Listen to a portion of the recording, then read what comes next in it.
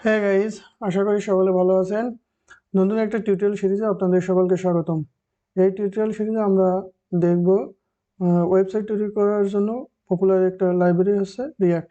এই রিয়াক্টের ওয়েবসাইটগুলো এই রিয়াক্ট ওয়েবসাইটের বিভিন্ন পার্টগুলো কীভাবে অ্যানিমেশন করা যায়, খুব সহজে কীভাবে অ্যানিমেশন করা যায় সে সম্পর্কে আলোচনা করব। আর এই অ্যানিমেশন করার জন্য আমরা ইউজ করব একটা popular library, animation library use করব, সেটা হচ্ছে ফ্রেমার মোশন। তো আমরা ওয়েবসাইটটা একটু ভিজিট করি, তারপরে আমরা আস্তে আস্তে ধীরে ধীরে বিভিন্ন পার্ট অ্যানিমেশন করার জন্য এই ফ্রেমার মোশন থেকে বিভিন্ন কম্পোনেন্ট লাইব্রেরি বা বিভিন্ন জিনিস ব্যবহার করে কিভাবে খুব সহজে রিয়াক্টের ওয়েবসাইটগুলো অ্যানিমেশন করা যায় ধাপে ধাপে, সেগুলো আমরা দেখব। তো চলুন আমরা প্রথমে ফার্স্টে একটা ব্রাউজারে দেখি এই রিয়াক্ট অ্যানিমেশন লাইব্রেরিটা কেমন। তো এটা হচ্ছে রিয়াক্টের ওয়েবসাইটগুলো অ্যানিমেশন করার জন্য একটা সহজ অ্যানিমেশন লাইব্রেরি।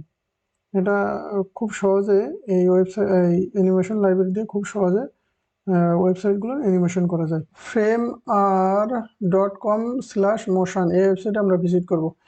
তো framear motion-এ বিভিন্ন অ্যানিমেশন করা যায়, যেমন সহজে অ্যানিমেশন করার জন্য এটা কোনো একটা বাটন বা কোনো একটা ডিভ খুব সহজে অ্যানিমেশন করা যায়। তারপরে ভেরিয়েন্টস দিয়ে খুব সহজে অ্যানিমেশন করা যায়, স্ক্রল অ্যানিমেশন হয়, ড্র্যাগ অ্যানিমেশন হয়, তারপরে বিভিন্ন পাথ অ্যানিমেশন করা যায়, তারপরে রিয়াক্ট রাউটারের পেজ ট্রানজিশন বা এক পেজ থেকে আরেক পেজে যাওয়া অ্যানিমেশন, এগুলো খুব সহজে অ্যানিমেশন করা যায়, লেআউট অ্যানিমেশন করা যায়।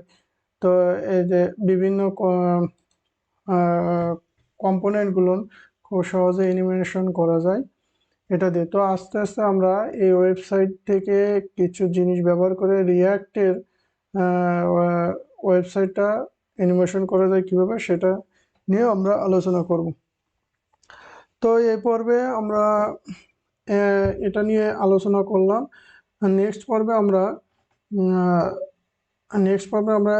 রিয়াক্ট ইনস্টল করব এবং এর সাথে আমরা সিএসএস এর জন্য টেলউইন সিএসএস এবং টেলউইন সিএসএস এর একটি কম্পোনেন্ট লাইব্রেরি হচ্ছে ডেজি ইউআই। এইগুলো ব্যবহার করে আমরা খুব সহজে ডিজাইন করবো একটা রিয়াক্ট ওয়েবসাইট, এবং এগুলোনের মাধ্যমে এগুলোনের ভিতরে আমরা ফ্রেমার মোশন ব্যবহার করে খুব সহজে কিভাবে একটা ওয়েবসাইট অ্যানিমেশন করা যায় সেগুলো ধীরে ধীরে আমরা দেখব। তো সকলকে ধন্যবাদ।